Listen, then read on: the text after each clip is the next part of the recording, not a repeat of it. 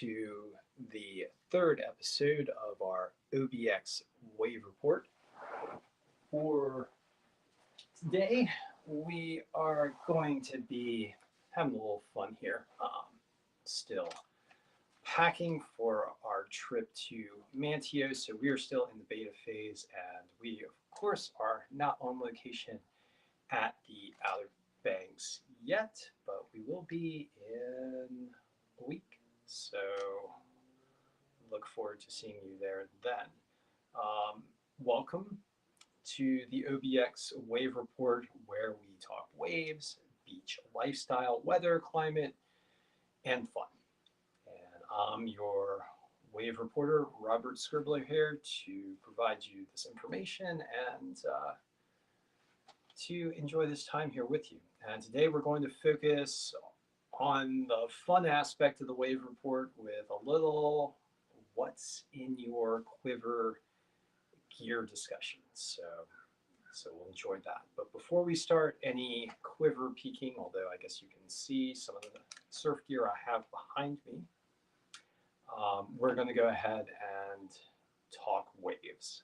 So for today, I don't have a visual aid. My map has been packed away, and I am just streaming to you from my cell phone so I can show you some boards, and apparently a cat as well who keeps crossing behind the screen here. So we're just going to verbally discuss the wave conditions in the Outer Banks, and in one word today, it's really windy. Well, I guess that's two words, but in a word, it's windy, and in another word, it's blown out. So there are strong winds coming in from the northwest, all up and down the Outer Banks, and this has created mostly blown out surf conditions with small waves and chop. But I'll get into that a little bit more by focusing in on our three locations for the day. And the first location, as always, is Jeanette's Pier, which is going to be near where we're heading to live to set up the wave report for you guys. And at Jeanette's Pier, the wave height is 1 to 2 feet. The wave periods are 8 seconds for the primary swell, 5 seconds for the secondary swell, and the wind direction and speed is from the northwest at 26 miles per hour, which is offshore, creating a lot of wind-blown chop. And if you get offshore in a boat, gets pretty rough pretty quick. There's approximate 3-foot wave-driven chop just offshore. So pretty rough conditions for boating out there. If you are going to be boating today, keep that in mind. The air temperature right now at Jeanette's Pier is 45 degrees Fahrenheit. The ocean water temperature is 61 degrees Fahrenheit. For anyone who want to go out and surf today, I don't really know why, but make sure you got your cold weather gear set up for the conditions. The weather, as we talked about before, is really windy, pretty clear with some high cirrus clouds passing overhead. And the high temperature expected for Jeanette's Pier is 54 degrees Fahrenheit. Now, moving on down the coast a little bit, past Oregon Inlet, down past Rodanthe to Avon Pier. Conditions are very similar with wave heights at 1 to 2 feet. The primary wave period is a primary swell is at 9 seconds, secondary swell at 5. The wind direction and speed is a raging northwest at 28 miles per hour offshore wind flow. So very strong winds down there at Avon.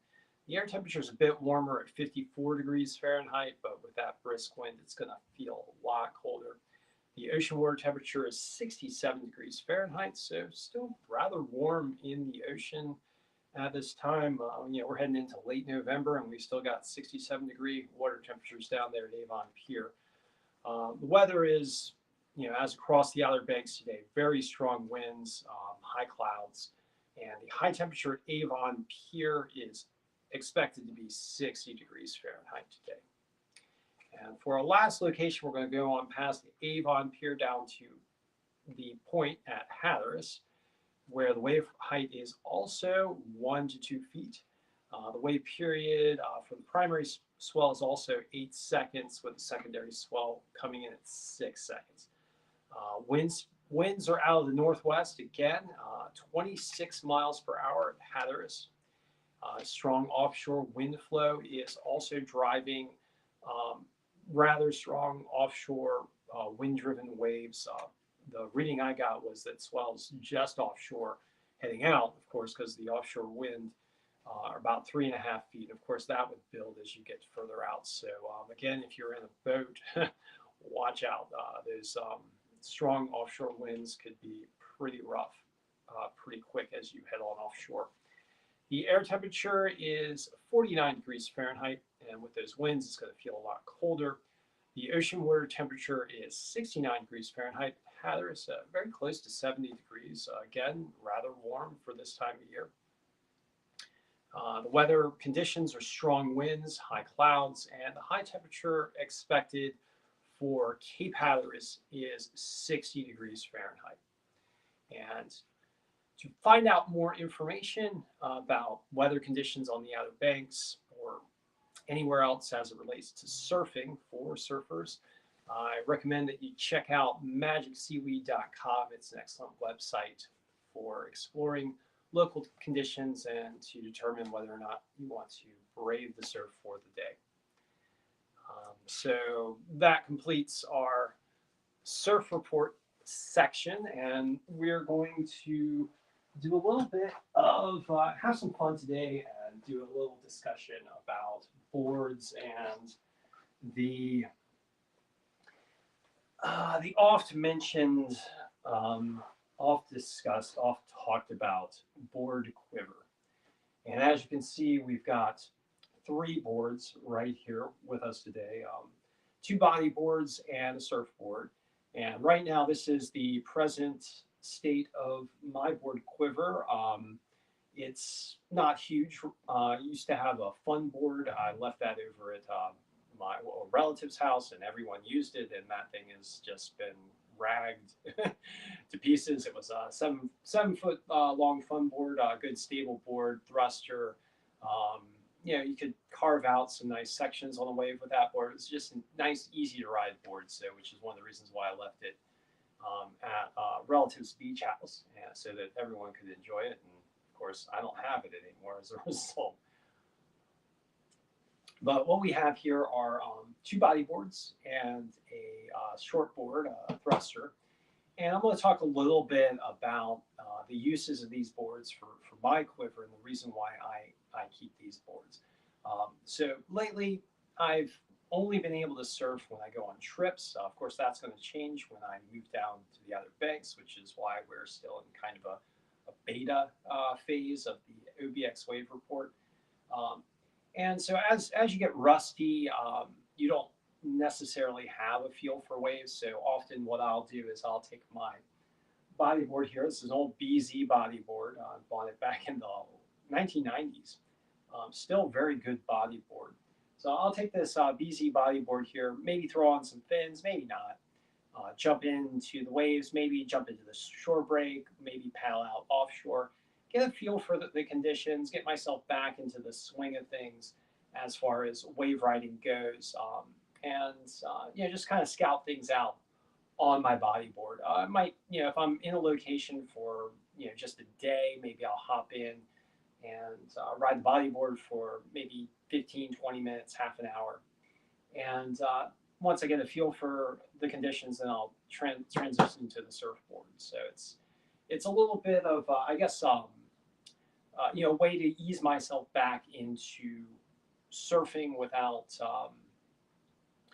without just throwing myself right into the jaws of the beast, as it were.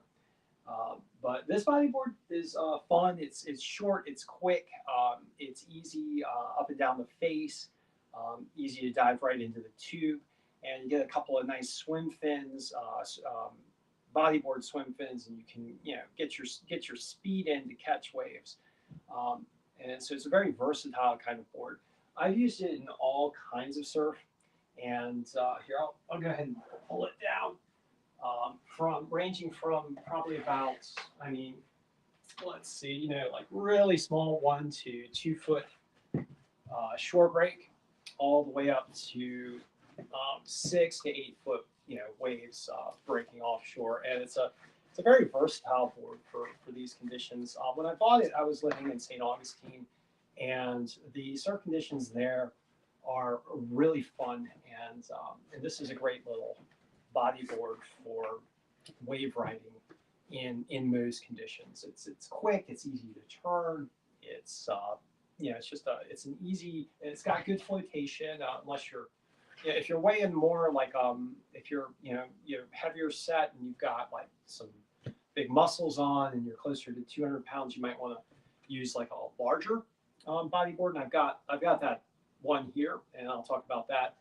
But this one for, I say you're weighing about, if you're weighing 150, 175, even 180, this is still a very good board to have for bodyboarding and just surfing in most conditions that you will find on the U.S. East Coast.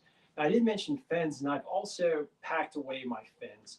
But if you're going to be surfing in more powerful surf, particularly like surf that typically appears, during good days in the Outer Banks, you're gonna want some swim fins, and some good ones, for example, are Churchills. These are classic swim fins, and if you get these kinds of fins, you're also going to want fin tethers, so that there are little anklets that you can run through the ends of your fins, and so if your fin gets pulled off, the fin tether will keep it on your ankle, and you won't have your fin get swept out into the ocean and dropped on the ocean floor somewhere and never be seen from again.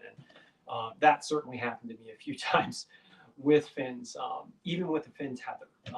When you get out there, you're basically swimming times, and so you want to have all your gear strapped to you, which is also one of the reasons why we have this leash here on the board. Nice, good wrist leash that straps right to your wrist, and it's offset so that you don't have to have a huge leash. With a bodyboard, you don't need a long leash. With a surfboard, you do want a longer leash, but with a bodyboard, you just want something that's going to tether the bodyboard to you, so it doesn't, end up, blocked down and you're stuck in a riptide somewhere, just thrashing around without any flotation. So nice, easy bodyboard. A bit ripped up. I actually I see a couple spots. We have a dog that goes with us to the beach, and for some reason, dogs seem to think these things are just awesome chew toys. So there's like actually a dog tooth mark right about here that's probably not visible to you guys, but I saved it. It's been through some. All right. So moving on to the larger bodyboard. Now, this one provides more flotation. This is a very solid construction. I'll show you the logo here, and nice, large bodyboard here, large, solid flotation. For those of us who are, larger people, heavier build, and certainly as we get older, we can, pack on some extra density. And but this one is good bodyboard, a lot of flotation. Not as maneuverable as the BZ back there, not as versatile, at least for me. The more flotation kind of pulls you around. You notice I haven't put a leash on this yet. It's mainly because I've just been testing it out, honestly. And I find that for me, this one is it doesn't work as well. But it's nice to have a second board, particularly if you're going to have a friend come out with you and bodyboard with you in the surf, someone who may have less experience. I like to have extra boards for friends and family members who might just want to hop into the surf with you and give it a shot, even if they're not experienced surfers or haven't. Like I've been messing around the waves ever since I was about 6 years old, so I've got some experience. But it's always fun to have a friend out there with you. So and this board I find is good for beginners, ones that might not have as much want or need to maneuver up and down the waves, and the extra flotation provides a little bit more confidence. Of course, I haven't haven't put in a leash yet, which I need to do, which I'm going to do. But again, slick bottom bodyboard, good flotation, a little bit longer length, a little bit more stable, a little bit more sturdy. Good second bodyboard to have if you're bodyboard type. Now, I am going to be getting some more surf equipment, and so we're going to be doing an unboxing pretty soon once we get down into the Outer Banks. But let's go to the main event in what's in your quiver section today, and this is my my classic thruster and Everly surfboard that I bought in St. Augustine, Florida. It's a 6'2". It's a nice light and relatively thin board, pretty classic rocker, not a large rocker on this board, a little loose in the tail. It's a fun board to ride. It catches waves pretty well, surprisingly. It doesn't get a lot of speed, so if I'm out there with like a longboarder, that longboarder is gonna be able to catch the wave in almost any location, just because of the added surface area of the board. This board, you've got to paddle into your location, your wave section a little bit tighter. I wouldn't say that this particular board is one that you have to be in the perfect spot to catch the wave, but you've got to be pretty close to it. You got to be aware. I had like an ultralight double wing pintail at one point, and that was a short board. That was I think it was a 5'9", maybe 5'10" at the most. And it was a double wing pintail thruster, and that board you had to be in like the exact perfect spot to catch the wave. And once you did, oh boy, were you in for a ride, because that thing, I mean, you lean ever so slightly, and the thing was turning like it was going to shred the face. So it was a great board. It was a fun board to ride, but it was like, I guess, like riding like a bucking bronco. So you were guaranteed to have like a serious shred or a serious wipeout with that board. This board is not like that. It's no wing squash tail, so it's got more stability in the back. The thruster provides some looseness and stability. The thruster is a classic combination for both stability and maneuverability, kind of a good hybrid type combination. So this board's got some nice stability. It's not going to throw you off, but if you start to turn, it's going to respond to you. And so it's a nice, it's a good responsive board, but it's not, it doesn't have its own mind. I mean, I've enjoyed this board quite a bit. I've surfed it for many, many years. It's gotten beat up. There's dings all up and down it, but it's still held together. After, let's see, this one is this is I think 1992 was the shaping date on this is 1992. So just amazing. But so I mean, I surfed perfect storm with this board. I mean, we were in St. Augustine's, but the storm was huge, and that is a tale all in and of itself. But yeah, my friends and I, I'll just talk a little bit about that day. My friends and I, we got together. There were about 4 of us. We decided to go down to the beach. There was like gale force conditions, and we paddled out. This is Anastasia Island. Paddled out. The waves were probably 6 to 10 feet where we were. Paddled out was just so crazy. The breaks were just so crazy. The storm conditions were just so violent that I mean, I got out past the break, looked to my left, couldn't see my friends. Looked to my right, couldn't see my friends. I mean, and we got we started out together, so we got thrown hither and yon, and so basically got out. It's all by myself in the middle of these like crazy storm conditions on this board. It was a great board for it. I surfed one wave. It was just too crazy. Went back in, had a little encounter with some rocks, managed to scramble up the rocks and got back in and basically survived. But I don't know. One day we might do some surf tales. I'll talk about some adventures that we've had over the years while surfing. But this board has kept with me through thick and thin, through some of the craziest East Coast surf conditions that I've ever seen. And it's a wonderful board, classic thruster, classic, mostly a short board, and just a really fun board. This is the main feature of my quiver. Of course, it's old, it's showing its years, and so I'm going to be getting a new board. We're gonna talk about that in about 10 days, week to 10 days time. But boy, do I still love this board. I have great memories. Um, I did talk about leashes with a surfboard.